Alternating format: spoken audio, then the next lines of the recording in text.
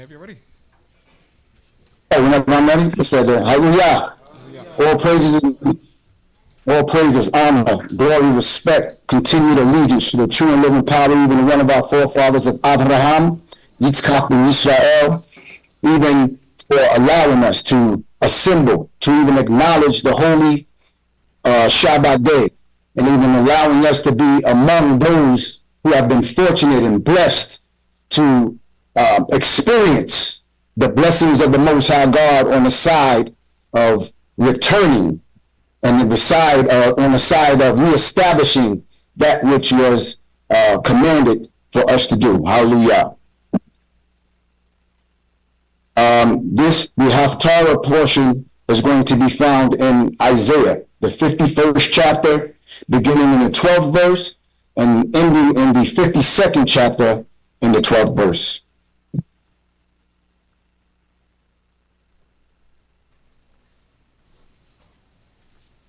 To start. Am I going to have a reader or do I have to read? I think it's going to be too hard for you to go back and forth. Okay. So I'll read then.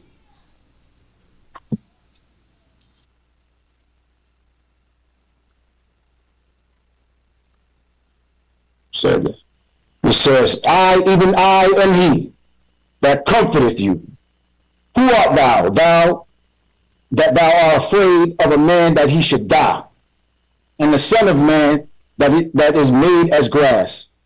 Now, this chapter is significant. I never really like when they start the portion and kind of in the middle or not at the beginning of the verse, because as we look at the entire book, the complete thought, it says, hearken to me, ye that follow after righteousness, ye that seek Yahweh, look unto the rock whence ye were hewn, and to the hole or the pit of the pit whence ye were digged.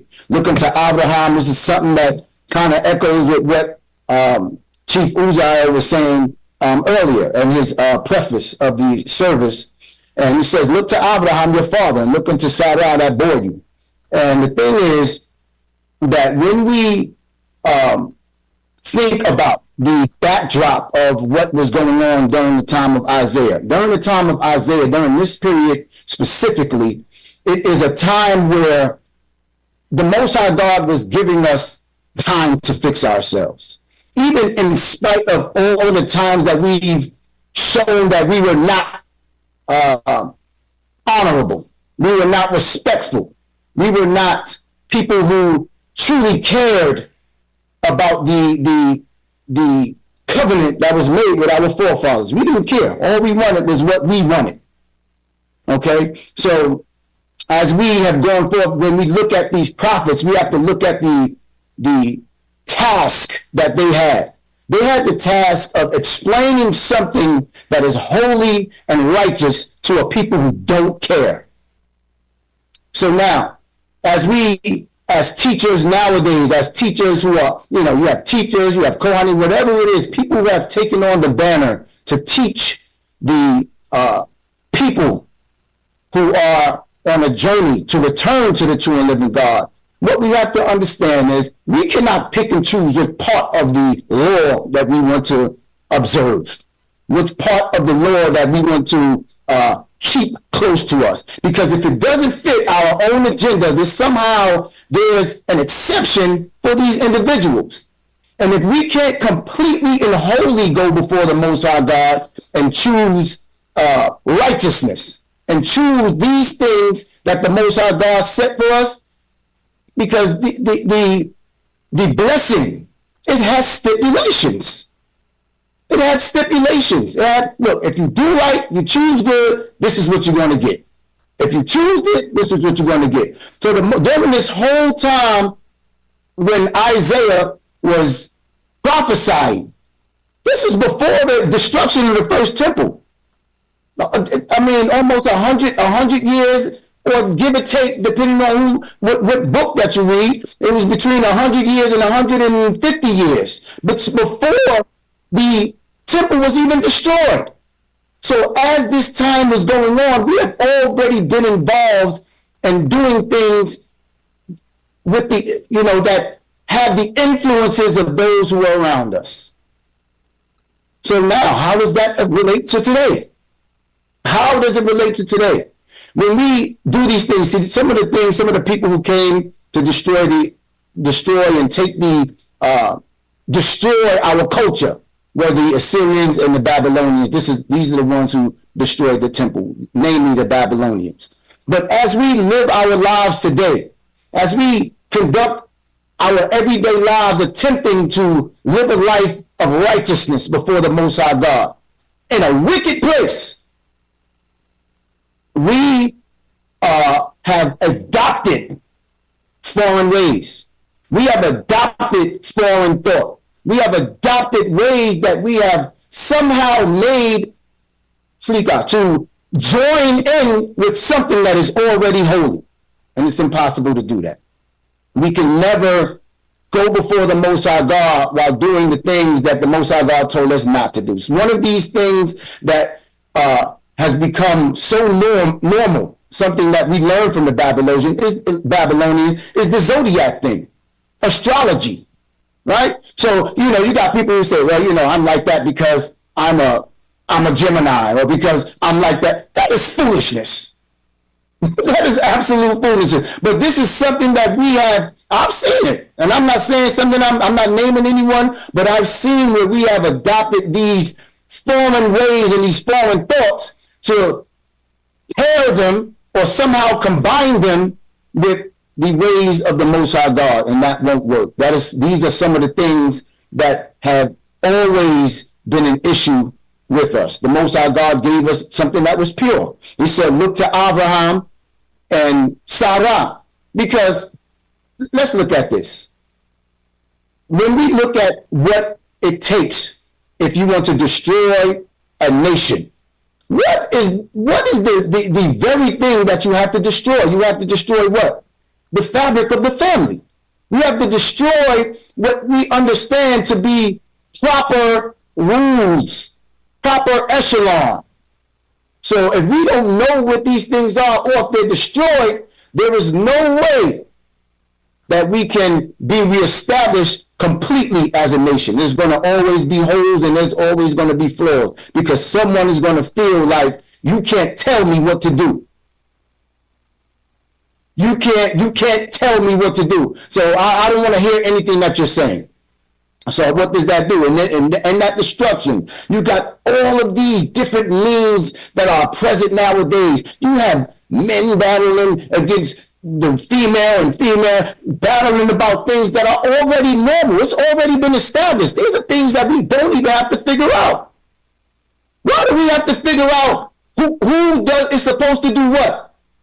Why? Because just like then, it's happening now that we want to pick and choose what part of the Torah that really applies to our lives. And this is what we cannot do. These are the things that has always posed a problem and a threat to our proper reestablishing as a nation. The Most High God set the rules. We didn't have to figure it out. The blueprint is right here in front of us. We don't have to look for it. We don't have to try and figure it out. It says, in verse 13, and has forgotten thy Lord thy Maker, that stretched forth the heavens, and that laid the foundation of the earth, and fearest continually all the day because of the fury of the oppressor. And do we not fear the fury of the oppressor? Is it not a problem? It's not guaranteed that we can just say, you know what, Ishti, I'm going to the store. I'll be right back. And you see them flashing lights behind you. It is not guaranteed that you can make it home. So every day that happens, am I lying? Or is it just me? If I see those lights behind me, it don't even have to be for me. I'm nervous. And I haven't even done it. I'm a law-abiding citizen. But, in places like where I live, you have things where you can carry firearms legally, right? We've seen examples where people have been allowed in states where they've been allowed and legally have firearms. When they run your place, they see, okay, this is a concealed carry individual. They already see all of this information. So in this state, it is a duty to inform state. So you have to let them know what is going on. And when you are pulled over, right, you fear the oppressor. Why? Because they are oppressing you. These police officers are oppressing us. They kill us for no reason. You see what the sister, Brother Uzal, Chief Uzal did a great lesson on one of those Friday nights about that whole thing. And it's like, he told her, I'm going to shoot you in your face. He told her that. And what did he do? He said, oh, because she said this, I did it. He did exactly, that was premeditated.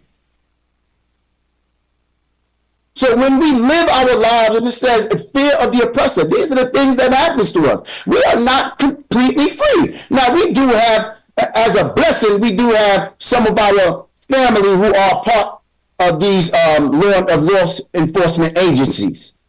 But that doesn't go for all of us. With them, they can just flash the badge and they're all right. But sometimes that doesn't even work. I've seen where they even killed officers, shot officers. So that's not even guaranteed. All that to say what? What is all of this to say? Even though we may have a comfortable life, you get to get in your car, you get to go to the store, you buy the things that you want, you have an overabundance. It's like me, you got an overabundance of shoes and clothes you don't need. And then, but it does not mean that doesn't equate to freedom.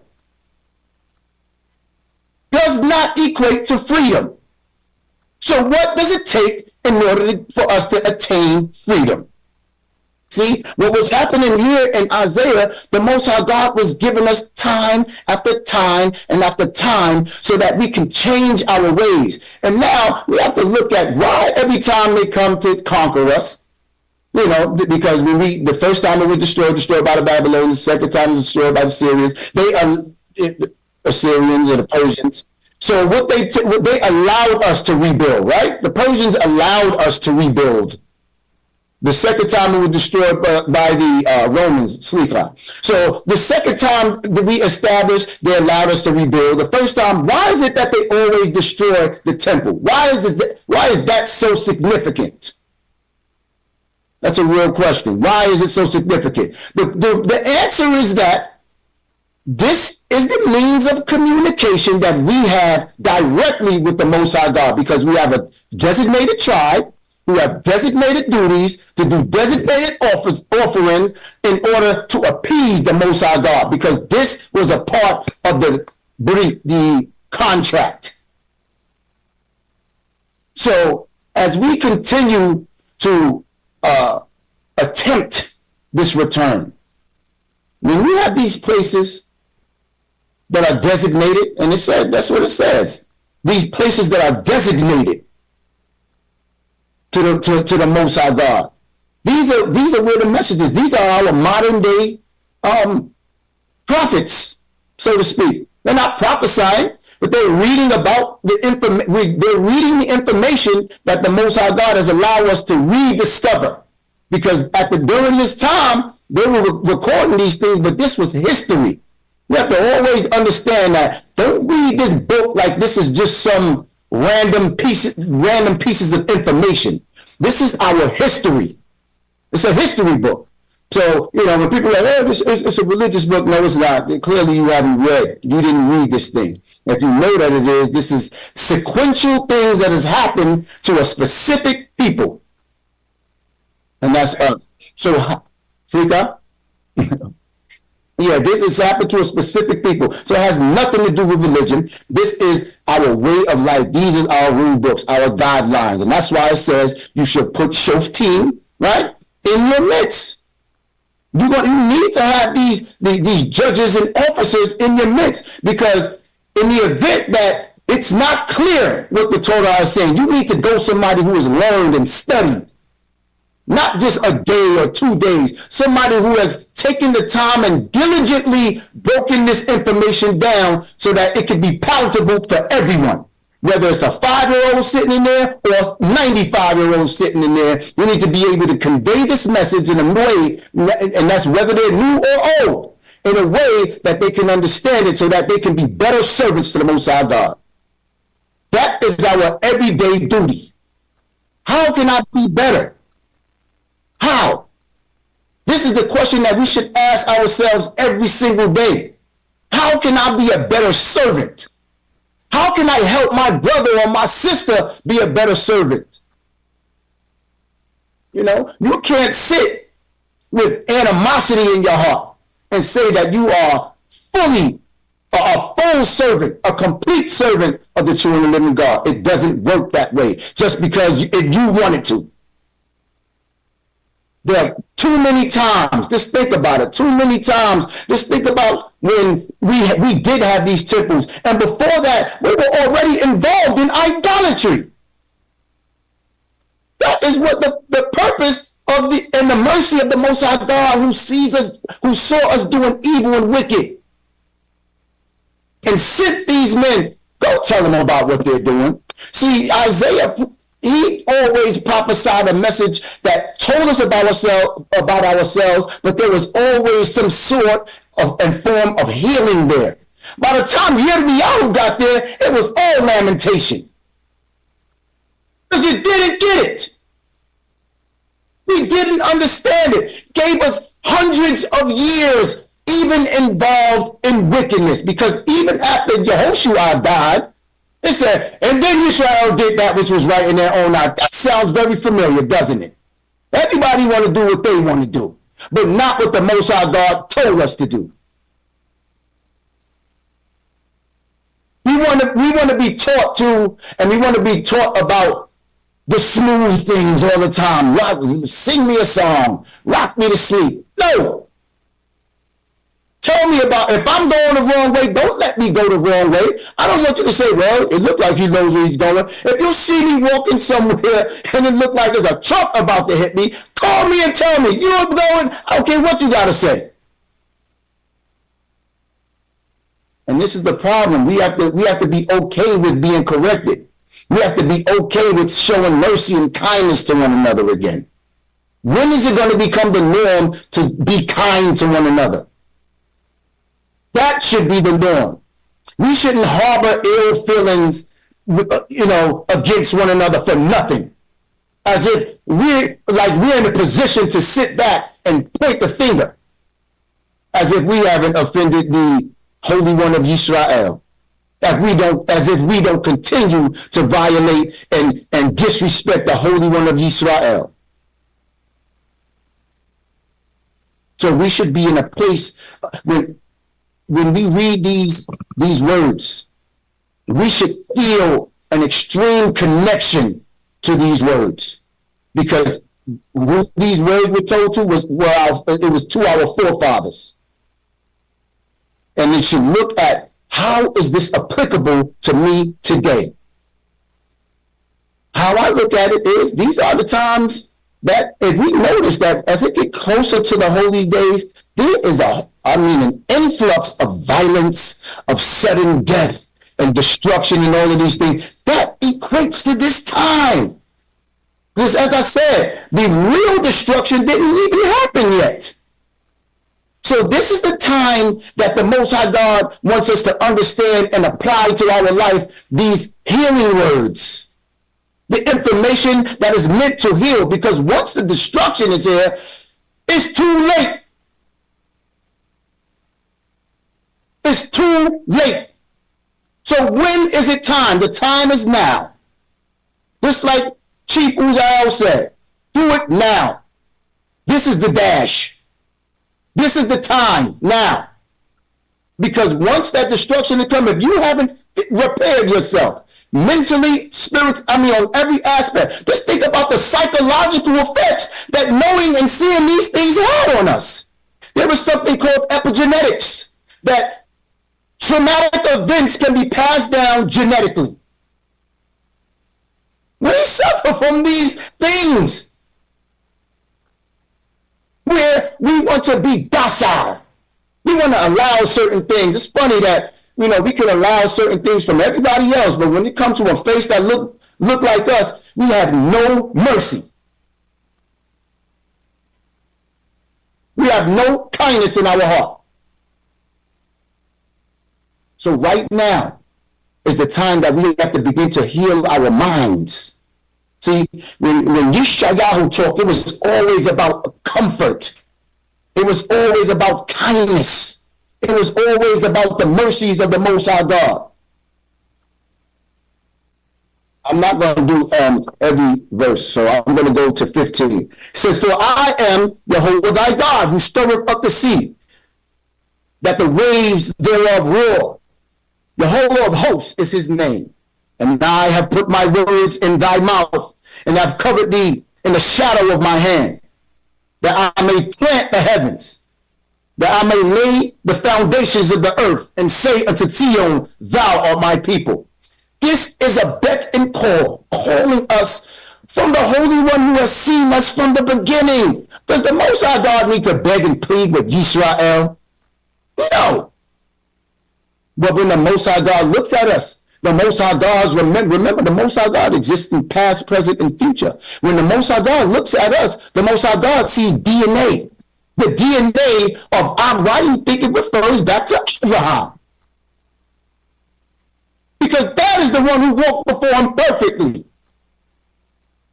Did you hear Sarah say, when Abraham spoke, this is what the Most High God told me. How do you know the Most High told you that? Did you hear that? When you have a person who is actively going before the Most High God and you trust that individual, you should already know that's in righteousness. The Most High God didn't have to tell us these things. The Most High God said, you could have said, you did this, and I'm not going to give you any chance. I'm going to destroy you. But the Most High God is pleading. This is before it happened, the desolation of Jerusalem. This is during, like I said, this is even before the destruction of the temple. But it was already in turmoil. It was already ridden with idolatry and actions that brought about the destruction of the temple. It says, "Awake, awake, stand up, O Jerusalem." Verse 17. "Awake, awake, stand up, O Jerusalem. Thou hast thou hast drunk at the hand of Yahweh the cup of his fury." This one says the drunk of the cup of his fury, and has drunk in the beaker, even the cup of staggering, and drained it. In the Hebrew, it says you drank poison and you enjoyed it. You drank poison and you were smiling like you was doing something now. Don't believe it? Look. We do it all the time. We drink poison and think we're doing something. That's a celebration. Drinking poison is a celebration. Don't believe me? Go ask these young boys dying off of drinking lean. These are the things that we do. This has become a part. See, it was made to be norm. Right? There is none to guide among all the sons whom she had brought forth, neither is there any that taketh her hand. Of all the sons, that means that everybody that came and benefited of the things that we had, they don't care about you. It reminds me of even today, in today's time. You see, something that the Negro does is regular. Hey, he plays basketball. You let somebody of another nationality do the exact same thing with a lesser ability. It is praised and lauded across the entire globe. What they say? They want all of your rhythm and none of your blues. This is something that has been a part of our history because we refused to follow that which the Most High God has directed us to do. We have always found excuses for why we have not been compliant. Let's know more. Let's not allow from one another that type of characteristic, that type of thinking. Let's talk to one another. Let's love one another. Let's get rid of all of the strife, the separation. Let's once again reestablish, because what we have to understand, the Most High God is not coming to get one person.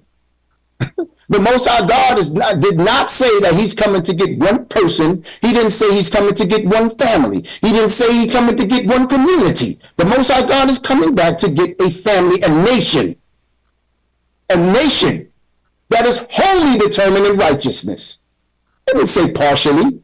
Somewhere along the line, we created a gray area that doesn't exist. So what will it take? These times now are the calms before the storm. This is the time to repair any type of strife, any type of trouble, any type of grudge that we have. Because when it's all said and done, we're all that we have. These things have to be of the utmost importance. It said, these two things are before me. Who shall bemoan thee? Desolation and destruction, and the famine and the sword. How shall I comfort thee? Thy sons have fainted. They lie in the head of the streets as an antelope in the net. They are full of the fury of Yahuwah. The rebuke of thy power. See, these are the things that befall us. How many times do you look and you see things that happen? Things that you see, people that you don't know, but you have. If you are that type of individual who is connected to truly to your people, to see the growth and the elevation of all of your people, not just the people that you like, not just the people that you know, not just the people that you favor. We want to see the elevation and the growth of everyone. And the only way to do that is that we have to begin to deal with one another with an understanding mind and an understanding heart. Because the Most High God has had understanding. As I said, this is during the time of gross and disrespectful idolatry, all while the temple still stood.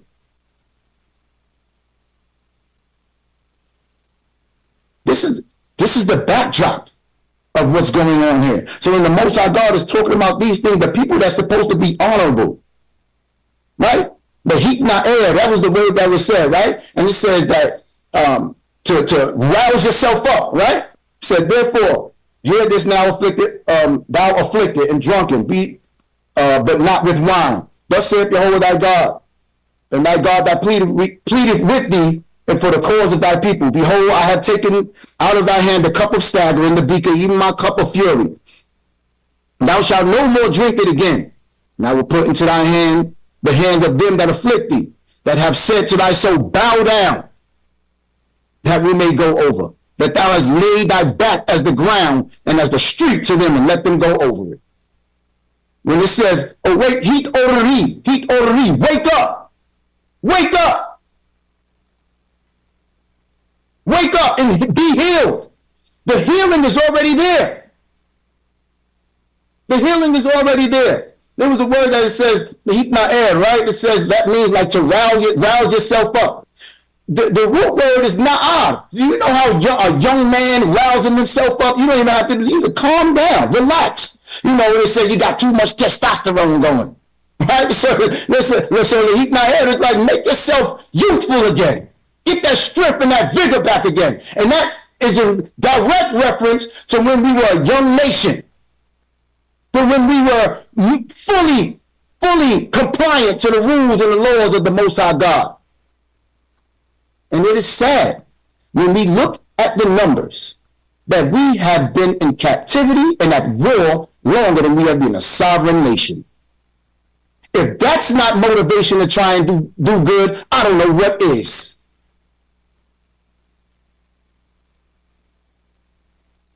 Let's wake ourselves up. Let's put on thy strength, O Zion.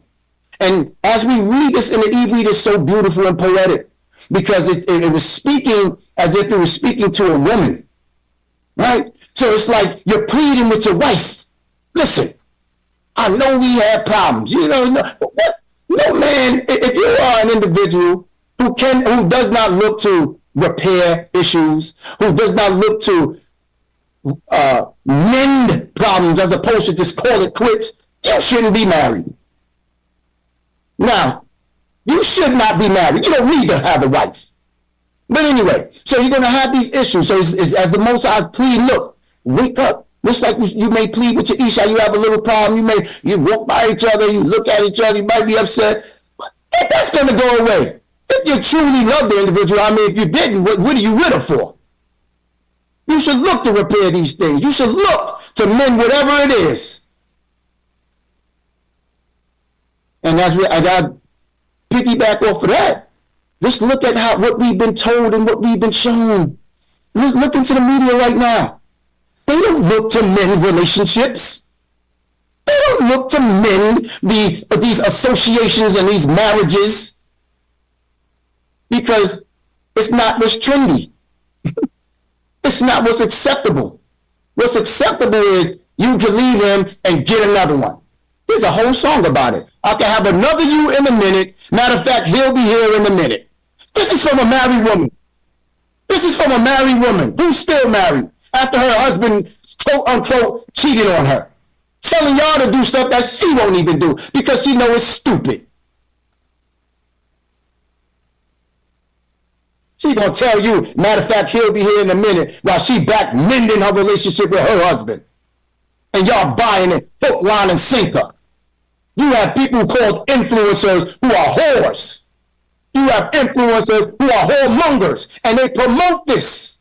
I'm not making this up. And they promote this above. When you talk, say, look, you know what? Whatever it is my husband, I've seen it, or whatever it is my husband desires, or, you know, I'm not going to sit there and be upset with my wife forever. We're going to fix this thing. You know, you upset, go into the other room until you get better. You're not leaving this house. Right? No, you're my husband, or there's a disagreement. Go ahead, you can mow the lawn, and once you come back, you should be all right. Here's your plate. Here's your plate of food. Come on now. When your husband, you get mad, you're not going to say, well, I'm done paying all the bills. Figure it out. I've seen that. Now, you don't do that. No man does that. No man does that. And no woman who really and truly love and respect her husband and even respect the law that the Most High God set. He's going to be the one that should be over you because that's order. That is the proper order of things. You want to be in a man's role so bad. You got these women who want to be in a man's role so bad, and it seems like these men want to be in women's role so bad. All these roles are reversed. What is going on? These are the things that have been meant to cause confusion. But if we stick to the blueprint that is already, we don't have to figure it out. We do not have to figure it out. It's already there. This is through the mercies of the Most High God that this information has been left on record. It is out of mercy that we have been able to rediscover these things. And it's even further mercy and kindness when the Most High God has put people in our midst who is able to explain the things, this, thus, that. Some people don't know what that means. What is that? Then you have people who study, who go open this book and buy other books and have a library of books so that they can break down the information so that they can make it palatable and so that everyone can receive the information so that they can renew themselves. This is where we're supposed to be right now. There should be no wars between men and women because we already know what the rules are. We already have the blueprint. We don't have to figure it out. It don't change because you decide to be emotional that day. It doesn't change because you feel like she didn't listen to you that day. That's not the way that it works. And as we read these things, we see that we have done some treacherous things, yet the Most High God with an outstretched arm, the same outstretched arm that stretched forth the heavens, has outstretched. Imagine you walking and, you see somebody who is downtrodden, I mean, homeless, been homeless for years, and you saying, come home. Come home. We don't even want to, we hold our hands like this when we put money in their hand. We don't even want to touch them. Yet the Most High God with loving arms, with loving words, sending our prophets in love, continue to tell us, come back home, because this is where it's safe. This is where it's safe. And if you do this, see, what we have to understand is we can't come with arrogance. We can't. This thing has stipulations. Do this. It was last week, right? Do this. Re'eh. Right? Look, I'm putting before you the blessing and the curse. So we have to remember that it is not based off of our own opinions. When your opinions begin to supersede what is actually written in Torah, you are in violation. Your opinion do not supersede Torah. So this is the mindset that we have to begin to have, because I know we've been slaves, we had chains on us, we've been oppressed, and the second we get this, we're the chosen people. You know, yes, you are genetically. But should you be chosen? Should you be chosen?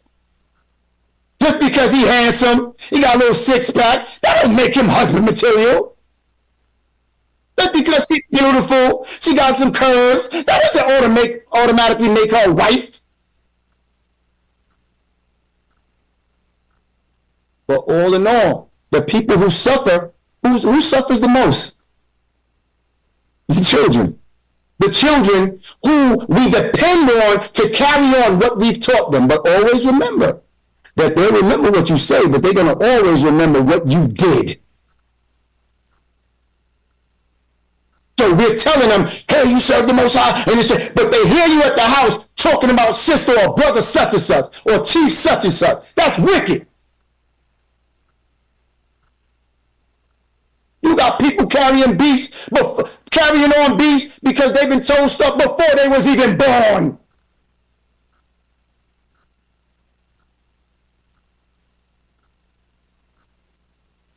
We have to be made. The only way to be found acceptable, again, is to, we have to properly approach the Most High God. It's not about how beautiful your turban is wrapped or the clothes that you wear. When you repent, right? Fully repentant is confession. It is coupled with confession. Your own, not everybody else's. Be good at pointing out everybody else's. But it has to be your own. Confess all the dirt, all of the things that we've done. Confess. Only then can the healing process begin. Only then. Now the Most High God will begin to return us. Because we have our people in our land who have gone over there. They are being persecuted same way. Trying to tell them, oh, you don't belong here. Well, they belong there. They know they belong there. Yes, they belong there. But even there, we're going through troubles. So as we return to the Most High God, we have to return to the Most High God fully repentant. Fully repentant. When we identify ourselves and get away from being so self-centered, and realize that we are flawed too, we have these issues too that we need to fix, and the only way to fix it a lot of times is through someone that look just like you.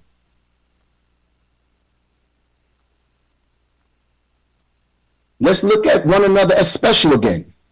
Let's look at and cherish one another again. Let's remember one another for who we are, and that's we're brothers and sisters. We're brothers and sisters. For thus saith Yahweh, verse 3, chapter 52. Verse 3, for thus saith Yahweh, you were sold for naught, and you shall be redeemed without money. Right? That means that, listen, when you look at what we've experienced, we're not, for here, I'm going to apply it now. That verse right there. There was no amount of money that was sufficient for a Hebrew body. Nothing. There's nothing that you could pay that was sufficient for a Hebrew's body.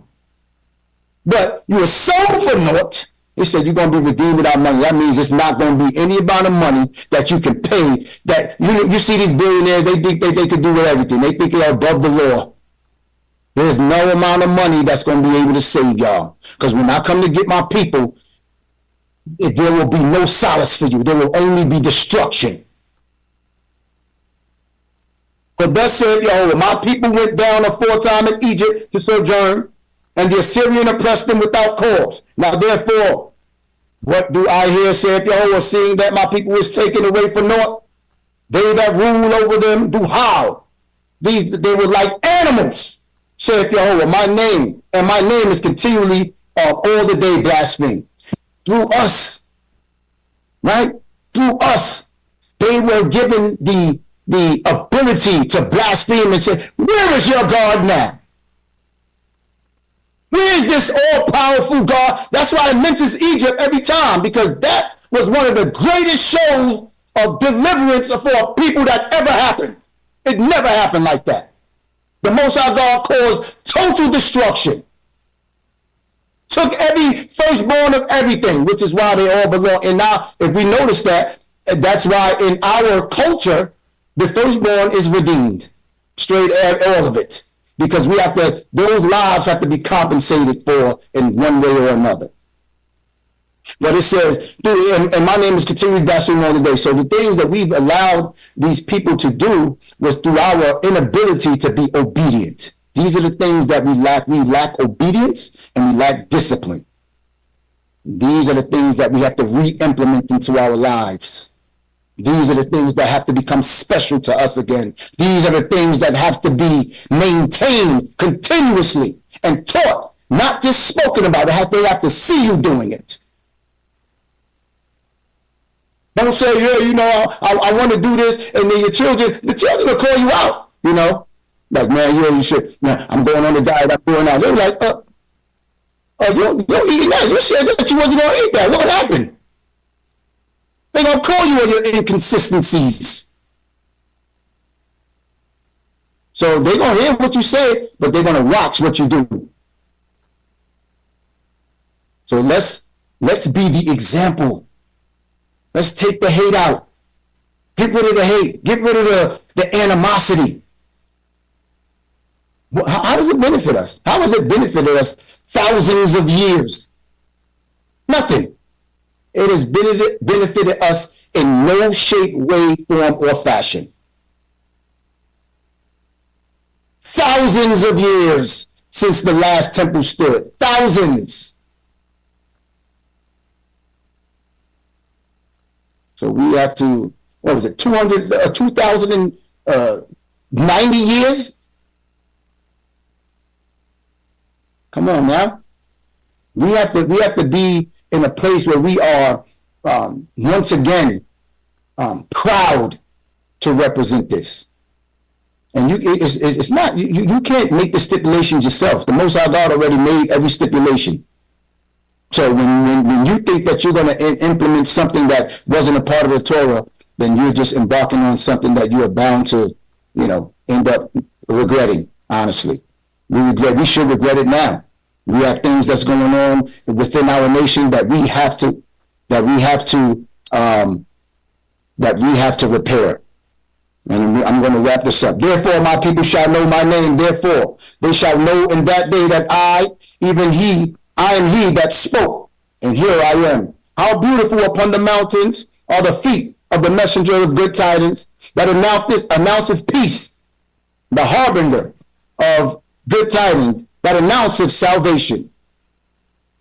That saith unto Zion, thy God reigneth.